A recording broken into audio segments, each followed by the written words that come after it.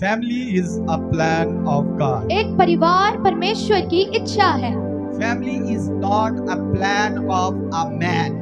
परिवार किसी भी मनुष्य का प्लान या इच्छा नहीं है।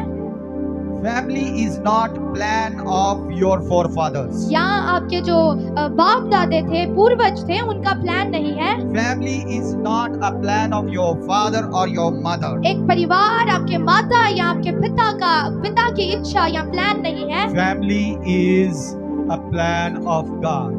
परिवार परमेश्वर की एक प्लानिंग है, परमेश्वर की इच्छा है। Family is a plan of God. परिवार एक परमेश्वर की इच्छा है। क्या आप कह सकते हैं family is a plan of God? और क्या आप बोल सकते हैं कि मेरा परिवार परमेश्वर की इच्छा है? मेरा परिवार परमेश्वर की इच्छा है। ऊंची आवाज के साथ बोलेंगे, मेरा परिवार परमेश्वर की इच्छा है। Family is a plan of God. मेरा परिवार परमेश्वर की इच्छा है।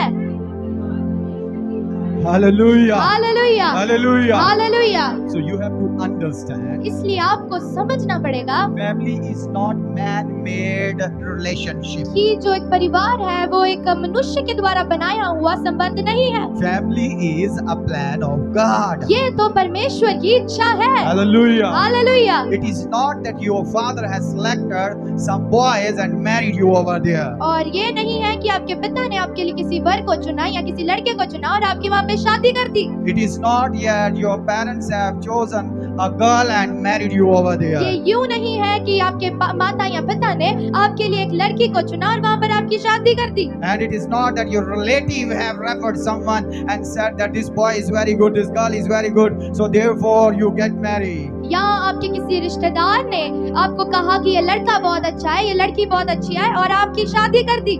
It is not so. ऐसा नहीं है। Family is a plan of God. परिवार तो परमेश्वर की एक इच्छा है। Hallelujah. Hallelujah, Hallelujah. Hallelujah. You may ask me how it is, Pastor Ji. और आप सब मुझसे पूछेंगे कि ये कैसे है? How it is possible? How can you say it? आप ये कैसे कह सकते हैं? ये कैसे संभव है? See, when we read Bible, और जब हम कलाम को पढ़ते हैं या बाइबल पढ़ते हैं, the first book of the Bible, Genesis, और बाइबल में सबसे पहली पुस्तक उत्पत्ति, what does it says? वह क्या कहती है? It tells about the creation. वह परमेश्वर की सृष्टि रचना के बारे में बोलती है। It tells about the creation. वह परमेश्वर की रचना या सृष्टि के बारे में बात करती है। A creation that God has made in the beginning. वो रचना जो परमेश्वर ने शुरू में बनाई है। So when we read chapter number 1 and chapter number 2 and even chapter number 3, you get the creation of man. और जब हम पहले अध्याय को या दूसरे अध्याय को पढ़ते हैं तो हम मनुष्य की सृष्टि के बारे में जानते हैं। Genesis chapter 2 verse 7 says, उत्पत्ति उसका 2 अध्याय उसका 7 वचन यूं कहता है, God created man. परमेश्वर ने मनुष्य को बनाया। God created a man. परमेश्वर ने एक मनुष्य को, एक व्यक्ति को बनाया। Genesis chapter 2 verse 7. उत्पत्ति उसका 2 अध्याय उसका 7वां वचन। Then chapter 2 verse 18 says, फिर उसका उत्पत्ति उसका दूसरा अध्याय उसकी 18वीं आयत भी यूं कहती है, God thought of making a helper for man. कि परमेश्वर ने एक व्यक्ति के लिए, मनुष्य के लिए एक सहायक को बनाने के लिए सोचा। He thought of making a helper to a man. और उसने ये सोचा कि मैं एक मनुष्य के लिए एक सहायक को तैयार करूं। And then it says in chapter 2 verse 21 and 22. और उत्पत्ति उसका 2 अध्याय उसके 21 and 22. उसका 21 और 22 अध्याय आयत में यूं लिखा है, God created a woman. कि परमेश्वर ने एक नारी, एक स्त्री की रचना की। Hallelujah. Hallelujah, Hallelujah. Hallelujah. God created a man. परमेश्वर ने एक मनुष्य बनाया And then he saw that it is not good for man to be और alone. फिर उसने सोचा कि एक आदमी के लिए अकेला रहना अच्छा नहीं है। So he created a helper for her, him. इसलिए परमेश्वर ने उसके लिए एक सहायक की रचना की। He created a woman. उन्होंने एक स्त्री की, एक आदमी के लिए रचना की। So God created man. इसलिए परमेश्वर ने आदमी को बनाया। God created a woman. परमेश्वर ने ही स्त्री को बनाया। God created a male. परमेश्वर ने एक पुरुष को बनाया God created a female. और परमेश्वर ने ही एक औरत को बनाया। And then he brought them together. और फिर वह उन्हें इकट्ठा या साथ में ले आए। Hallelujah. Hallelujah. They were separate, वह तो अलग अलग थे, but God brought them together. लेकिन परमेश्वर उन्हें साथ में ले आए। Are you getting me? क्या आपको समझ लग रही है? Family is a plan of God. परिवार परमेश्वर की इच्छा है। Family is a plan of God. परिवार परमेश्वर की इच्छा है। He created man. उसने आदमी को बनाया He created a और woman. फिर एक स्त्री को बनाया And he kept them separately. और फिर उन्होंने परमेश्वर ने जो स्त्री और आदमी थे उन्हें अलग अलग रखा। No, नहीं, he brought them together. वह तो उन्हें पास में इकट्ठे करने की इच्छा में And थे। when he brought them और together, जब उन्होंने इकट्ठा किया God said, "Be multiplied." और परमेश्वर ने तब उन्हें कहा कि बढ़ते जाओ। He said, "Be fruitful." उन्होंने कहा कि फलदार हो जाओ। He said, "Subdue the earth." उन्होंने कहा कि इस धरती को भर दो। Hallelujah. Hallelujah. So family is a plan of God before the fall of man. इसलिए मनुष्य के गिरने से या पाप में गिरने से पहले परिवार जो है वो परमेश्वर की एक इच्छा थी। Some people think that family is a consequence of man's sin. और कईयों को लगता है कि जो परिवार है वो तो एक मनुष्य की गलती के कारण हुआ बना। Family is not a consequence of sin. लेकिन जो परिवार है वो किसी पाप के द्वारा पैदा नहीं हुआ। Family is a plan of God. वह तो परमेश्वर की इच्छा थी। When he created man, जब a male, जब उसने एक पुरुष को बनाया, he said it is not good for him to be alone. परमेश्वर ने कहा कि उसके लिए अकेला रहना अच्छा नहीं है। So he created a man, a female. कि परमेश्वर ने आदमी के लिए एक औरत का, एक नारी को तैयार किया And he kept them together in the Garden of Eden. और अदन की वाटिका में परमेश्वर ने उन्हें एक साथ इकट्ठा करके रखा। Hallelujah. Hallelujah. Hallelujah. Hallelujah. So family is not a consequence of sin. इसलिए जो परिवार है वो पाप से उजागर नहीं हुआ। Family, परिवार पाप से शुरुआत नहीं हुई है। Family is not a result of sin. इधर देखिए प्लीज, बहुत इंपॉर्टेंट है। Family is not a consequence of sin. और जो परिवार है वो उसकी शुरुआत पाप से नहीं हुई। It is a plan of God. वह तो परमेश्वर की इच्छा थी। Now some people think और अब कई लोग सोचते हैं God has partiality. कि परमेश्वर ने तो पार्शियलिटी की है, पक्षपात किया है। God has, and he says that Bible is not like giving importance to women. और कई लोग यूं कहते हैं कि बाइबल जो है, कलाम है, वह औरतों को ज्यादा महत्व या इम्पोर्टेंस नहीं देता। Bible gives importance to men. वह तो सिर्फ मनुष्य को, आदमी को, पुरुष को ही इम्पोर्टेंस देता है। Yes, पुरुष और स्त्री. Yes. So God is giving importance to a male. और जो परमेश्वर है वो सिर्फ पुरुष को ही इम्पोर्टेंस देता है, महत्व देता And है। not giving importance to female. और स्त्रियों को वो कोई भी महत्वता नहीं देता। But my Bible says, लेकिन मेरा कलाम, मेरी बाइबल कहती है, when God created male and जब female, परमेश्वर ने पुरुष और स्त्री की रचना की, He created them in His own image. उसने उन्हें दोनों को अपने स्वरूप में रचा। Hallelujah. Hallelujah. Hallelujah. Hallelujah. Women also created in the image of God. और जो औरतें हैं या स्त्रियां हैं वह भी परमेश्वर के रूप में बनाई गई। And the men also created in the image of और जो God. पुरुष थे, आदमी थे, वो भी परमेश्वर के स्वरूप में बनाए So गए। there is no partiality. इसलिए बाइबल में कोई पक्षपात नहीं There है, is no inequality. कोई भी ऊंच नीच नहीं है। They both are created in the image of God, in the likeness of God. पुरुष और स्त्री को परमेश्वर के स्वरूप में रचा गया है। Hallelujah. Hallelujah. Did you get me two things? क्या आपको दो बातें समझ लगी? The first thing, पहली बात, family is a plan of God.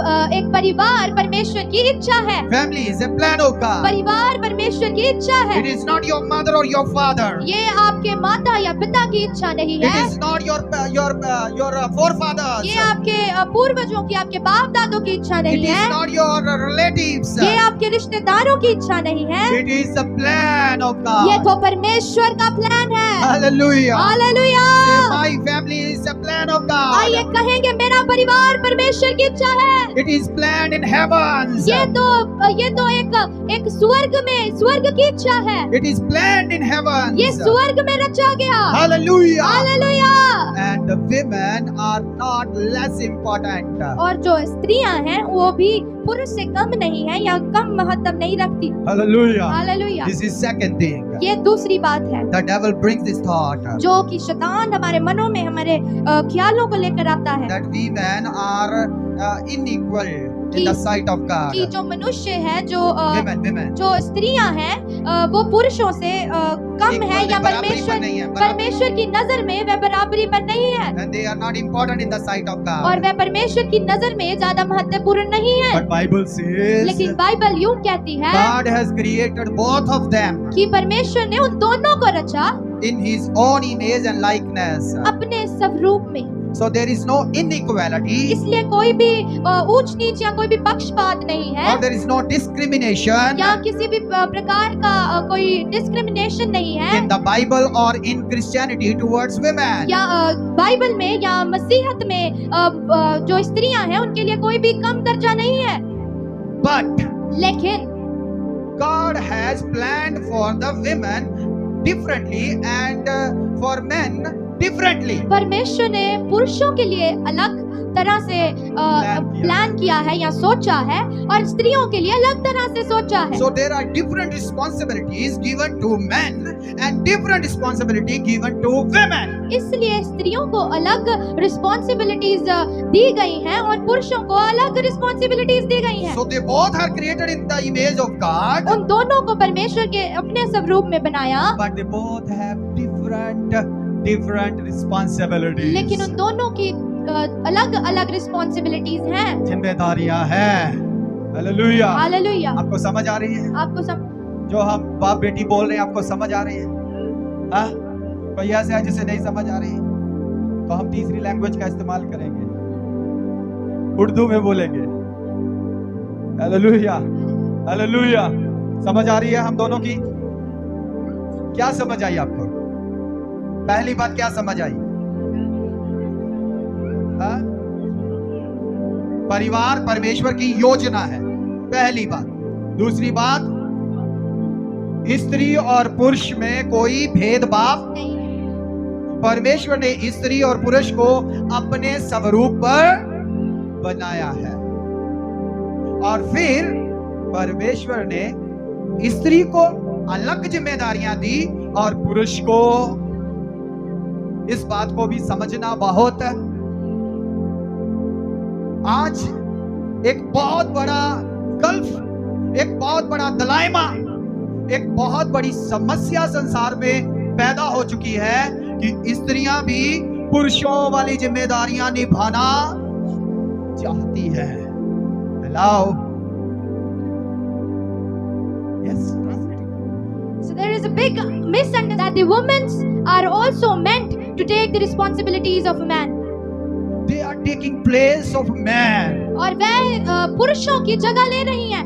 You see in the companies, आप कंपनीज में देख सकते हैं men are replaced with the women. और जो पुरुष हैं वो स्त्रियों के द्वारा रिप्लेस किए जा रहे You हैं। go to any sector, आप किसी भी सेक्टर में चले जाएं, किसी भी क्षेत्र में चले जाएं, men are replaced with the women. पुरुष स्त्री पुरुषों को रिप्लेस कर रही हैं। स्त्रियों को पुरुषों की जगह बैठा दिया गया है। समझ आई? स्त्रियों को पुरुषों की जगह बड़ी बड़ी कंपनियों में, मॉल में, रेस्टोरेंट में, होटल्स में, कहीं भी चले जाओ, किसको बैठा दिया? और बंदों को फुटबॉल बना के बाहर फेंक दिया।